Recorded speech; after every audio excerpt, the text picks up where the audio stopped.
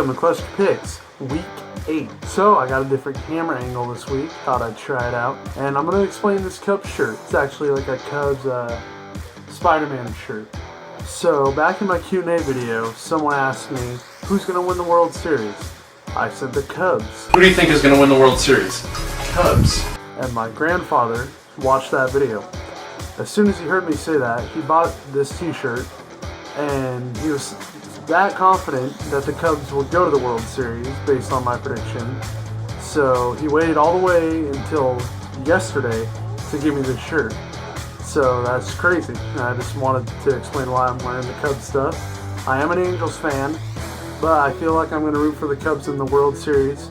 Anyways, this is a football show, so let's get the football picks underway. The Thursday game is Jacksonville and Tennessee. Both of these teams lost last week, so the good thing is one of them has to go on a winning streak starting this week. The Raiders beat the Jaguars and the Colts beat the Titans. The Titans have been more on track lately, and I feel like they're going to keep it going in this game. Jacksonville just keeps on continuing to struggle. Allen Robinson is struggling, Blake Bortles is struggling, which is probably causing Robinson to struggle. I feel like the winner in this game is going to be the Titans. I feel like they're going to win 24-17. Cincinnati and Washington. Cincinnati had an easy week last week. They played the Browns. It's an easy week for any team. The Redskins lost in a good game versus the Lions. The Lions just came out with the last touchdown to win the game, and that's how they lost. This week I see the Bengals winning again. This is also the game in London, I believe. I feel like Cincinnati's going to be the better team in London, and I feel like they're going to win 27-21. Detroit and Texas. I just said Detroit's the team. They gave Washington that loss. Scored that late touchdown, Stafford to bolt in to win the game, and the Texans were embarrassed on Monday Night Football. Brock Osweiler was pretty terrible in that game. He did not look good, and he played his former team and was embarrassed. The Broncos are a good defense, so I don't completely blame them, but it's not like this is the first time this happened all season. It's been happening to them a bit this season, and they just have not been able to put it together. So this week, I think the Lions are going to get the win. I feel like the Lions' offense is going to roar, and I feel like they're going to win 24-13. My Seahawks and the Saints. The Saints play at home, and they love playing at home. And the Seahawks, when they play good defenses, they usually are really bad on offense, which is normal. That makes sense. Good defense, bad offense. But when I say bad offense, I mean bad. They do not play good at all. For example, last week's game against the Cardinals ended in a tie. 6-6 tie. A 6-6 tie. Where both teams could have won the game. They both missed field goals, and it ended up in a tie. When it comes to playing the not-so-good defenses, the Saints being one of those defenses, sorry Saints fans, their offense seems to be better. And yes, like I said earlier, that should make sense. A worse defense should equal a better offense. But that's just the trend with them. Anyways, I think the Seahawks defense will hold up. I feel like Drew Brees will do good because he's at home, but I feel like they'll hold him enough.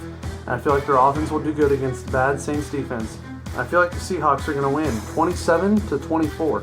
Kansas City and Indianapolis. Kansas City played that bad Saints defense last week, and they won off that game. Drew Brees didn't have a bad game, though. He usually plays bad on the road, but he had a 300-yard game and 3 touchdowns. And then the Colts, Andrew Luck had a great game. They scored a bunch of points against the Titans. This week, I feel like the Chiefs are going to come out on top. It's not like the Colts have performed great every week this season. They haven't. And I just don't see Andrew Luck having great back-to-back weeks. I think the Chiefs' run game is going to be strong in this game. And I think the Chiefs are going to win 23-21. The Jets and Browns. We're not seeing anything new from the Browns. This is how they play. The Jets actually got a win last week. Geno Smith was starting the game, and he tore his ACL. So therefore, Ryan Fitzpatrick came back in. So he'll be starting this week for the Jets. And the Browns, I don't even know. Kevin Hogan? Who was that guy last week? But he came in, he scored a long rushing touchdown. I don't know if he's starting or if... I don't know, I'm drawing a blank right now. I can't remember the guy who got injured. But I don't know if that guy's starting. I'm just drawing a blank, sorry. I think any team can really beat the Browns right now. So I think the Jets are going to beat the Browns. I think the Jets are going to beat the Browns 20-14. New England and Buffalo. Come on, New England. New England with Tom Brady is almost unstoppable. Buffalo nearly won last week. Jay Ajayi owned them on the ground, which makes this harder for the Bills. We know Tom Brady can own any team in the air, but if they can also hurt them on the ground, then that's going to hurt them. So this week, I think the Patriots are going to win and I think the Patriots are going to win 28-17. Oakland and Tampa Bay, both pretty good offenses. This week I have the Raiders coming out on top, and I think they're going to win 31-27. San Diego and Denver. I don't think San Diego gets lucky twice, especially since they're going to be in Denver. Last time they faced off, San Diego won. And that was a shocker to a lot of people. I feel like Philip Rivers is going to struggle. He didn't do that great the first game, and I feel like he won't again. The Chargers just had a really good game that game defensively, and the Broncos offense also struggled last time. This week the Broncos are at home, and I feel like it's going to be better for them, and they had a pretty good game on Monday. I think the Broncos are going to win 20-16. Green Bay and Atlanta. Is Aaron Rodgers back? I sure hope so. Last week he threw 300 plus yards and 3 touchdowns. Eddie Lacy out. That's opening the pass game more. More attempts for Rodgers means more likely success. He's playing Atlanta, who's a so-so defense against quarterback. Let's not forget Atlanta is also one of the top offenses. And Green Bay doesn't have an amazing defense, but they're okay. I think this is going to be an offensive game. It would make sense to me that it's an offensive game, but I think Green Bay is going to come up with the win in the end. I think Green Bay is going to score high, and it's going to be 34-24. Philadelphia and Dallas. Battle of the rookies. Dak versus Wentz. Dallas was on a bye week last week, and the Eagles handed the Vikings their first loss of the season. They're looking impressive. They're looking like they're the real deal. However, this week, I don't know what it is with Zeke and freaking Dak, dude.